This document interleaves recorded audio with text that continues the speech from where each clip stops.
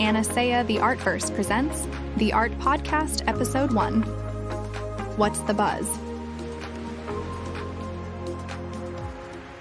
Ready to dive into something pretty cool with me today? We're talking ANASAEA, and they're calling it an Artverse.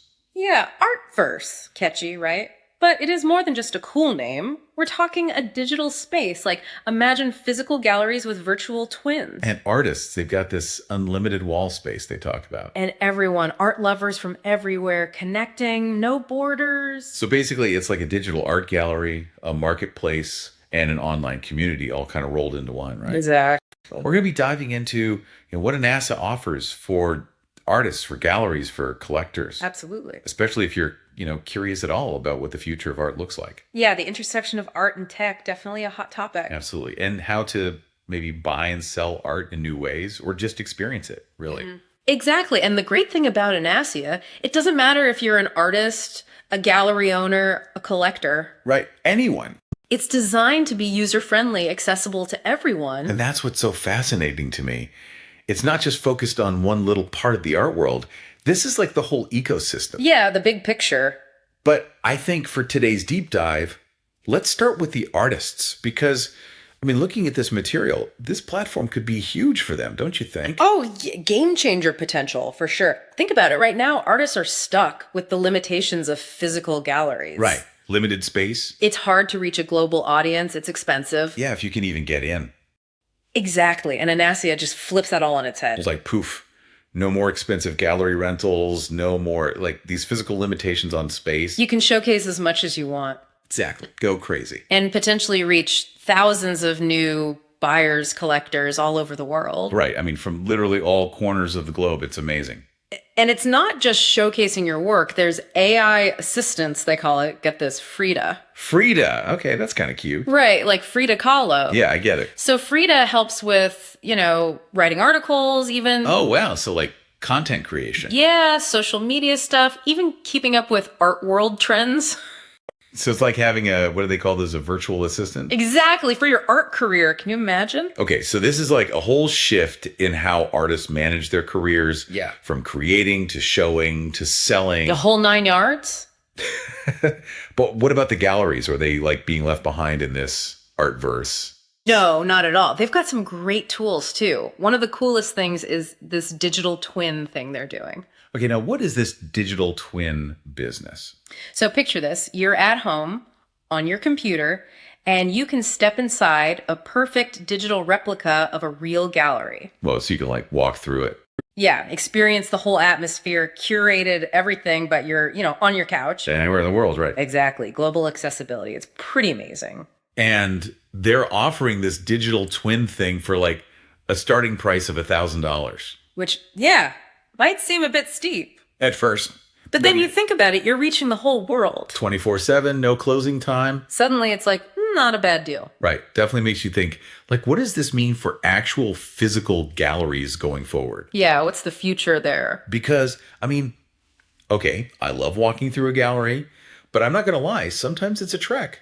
Yeah, and nothing can truly replace standing in front of a masterpiece, for sure. But this could be a good, bridge for some people. Definitely, and it's not about replacing, it's about possibilities. Exactly. Now galleries can have multiple exhibitions going on at the same time. Yeah, that's blowing up. Huge. And of course, connecting with that global audience we were talking about. Yeah, make those connections. And that's really key because expanding access, that's central to what ANASAEA is all about. They literally use the phrase democratizing the art market, right? They do. And it's even in their name. Did you notice? No, tell him. Each letter in ANASAEA, it represents one of the 7 continents. Whoa, get out. It's true. So it's like global vision baked right in. Okay, that is so cool. I love when companies do stuff like that. It's the little things, right? But, okay, on a more serious note, what does this democratization actually look like? Like in the real world, is this really going to change things? That's the big question. On the one hand, you've got people in remote areas, right? Or people who just don't have access to major galleries. Sure, not everyone lives near a big city. Exactly. And now they can have that experience, almost like being there.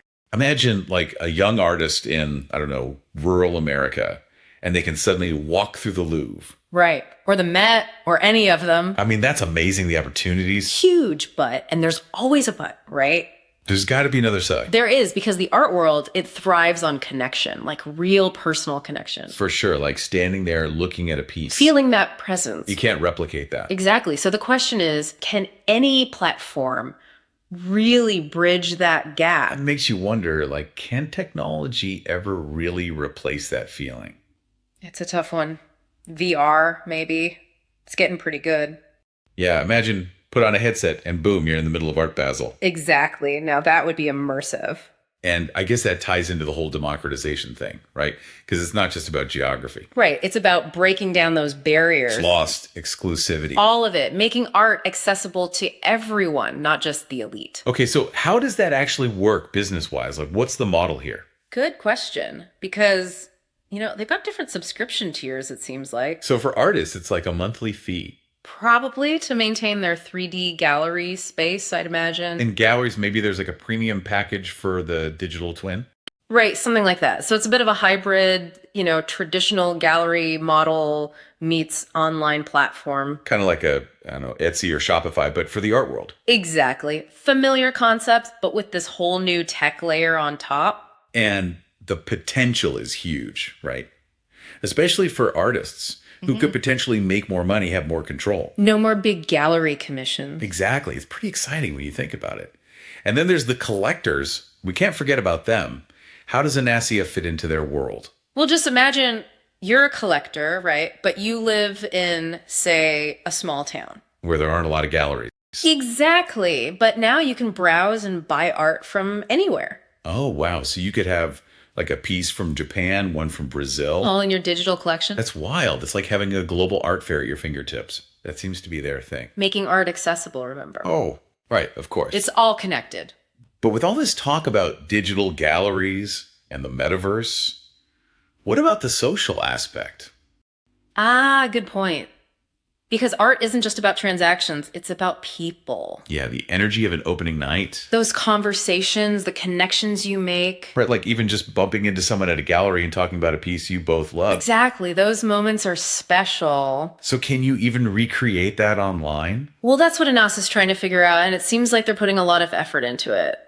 It does, because like we were saying, the art world, it's social, it's about the community. Exactly. So how are they like actually building that community online? What's the strategy? Well, they're really leaning into features that allow for like real interaction, not just, passive scrolling. Oh, so less like just looking at art, more like doing stuff together. Exactly. So think virtual exhibition openings. Oh, that's kind of cool. Right. Online artist talks. They even mentioned curated forums. So you can like chat with people. Yeah, talk about art, debate the latest trends, all that.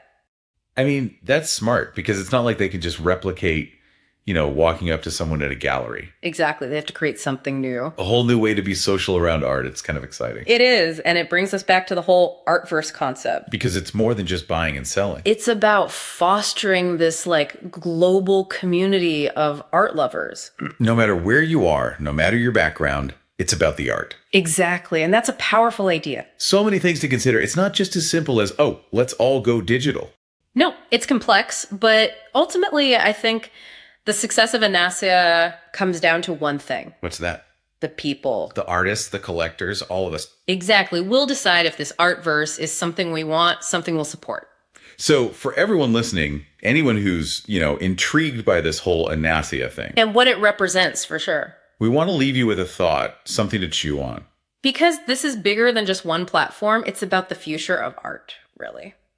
How do you think platforms like this, or even technologies we haven't even dreamed up yet, how are they going to change your relationship with art?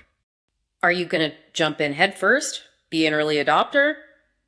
Or are you more of a wait and see kind of person? Maybe you're even out there creating the next big thing. Who knows? The point is, the art world is changing right in front of our eyes. And ANASAEA, they're just the tip of the iceberg. A glimpse into a future where art is more accessible, more interconnected, maybe even, dare I say, more democratic. It's an exciting time to be an art lover, that's for sure. So keep exploring, keep creating, and most importantly, keep the conversation going. Absolutely. See you next time.